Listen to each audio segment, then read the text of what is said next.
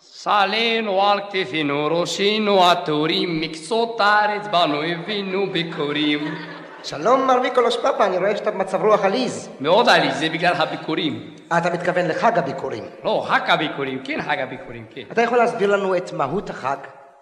מה, זה חג מאוד מאוד מהותי, מאוד מאוד מהותי. אבל אתה בטח מתכוון לפשר החג. כן. יותר יפה להגיד פשר החג, מה שמהות החג. זה חג עם פשר חזק מאוד. כולם עושים ביקורים. יש עכשיו ביקורים חזקים מאוד. יש פועלים מנמל אשדוד עושים ביקורים בתל אביב. אני עשיתי להם אוכל מיוחד, אוכל של עיוורים. מה פתאום עיוורים? מה, הם לא רואים? בטח עיוורים, כתוב, הסתדרות כללים של העובדים העבריים. אדון מיקולוש, אתה טועה. אתה יודע מה זה ההפך מעיוור? כרגע במקרה לא, אבל אם אתה אומר לי אחרי הצהריים אני יודע כל דבר. ההפך מעיוור זה פיקח, הם פיקחים. הם פיקחים? איזה מין פיקחים? אם הם פיקחים, איך הם בהסתדרות? אדון מיקולוש, אתה לא מבין, אתה עולה חדש. לא, אני לא עולה חדש, אני עולה מחודש. עולה משומש במצב טוב אחרי אוברול. תראה, ההסתדרות דואגת לפועל, היא מסדרת אותו בעבודה. בטח מסדרת זה, נכון. גם הפועלים אומרים שההסתדרות מסדרת אותם בעבודה.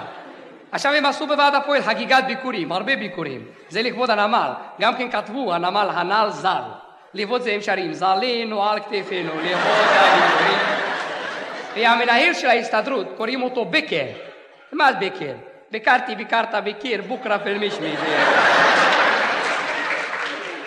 אתה מכיר את אדון בקר? כן. אם אתה תראה אדון בקר, תגיד לו, חבר בקר, תוציא את השטקר, המים רותחים. וגם כן, תמסור דרישת שלום לאדון משל. תגיד לו, משל כהרס הנשבע. אם הוא לא מבין עברית, תגיד לו ביידיש, משל עד סברוכנה פורצלן. זה טוב מאוד. מר מיקולוש, מה דעתך על המיסים החדשים? זה טוב מאוד, אבל רק בשביל ללמוד עברית. זה מיסאי, מיסך, מיסו, מסכן, מסכנים, מסכנות, מסכנות. אתה לא כל כך מסכן, אני ראיתי שיש לך כבר טלוויזיה מזמן, לא הפסדת הרבה. לא, אבל אני מחליף אותה, את הטלוויזיה. למה? אני קונה אחד עם וישרים.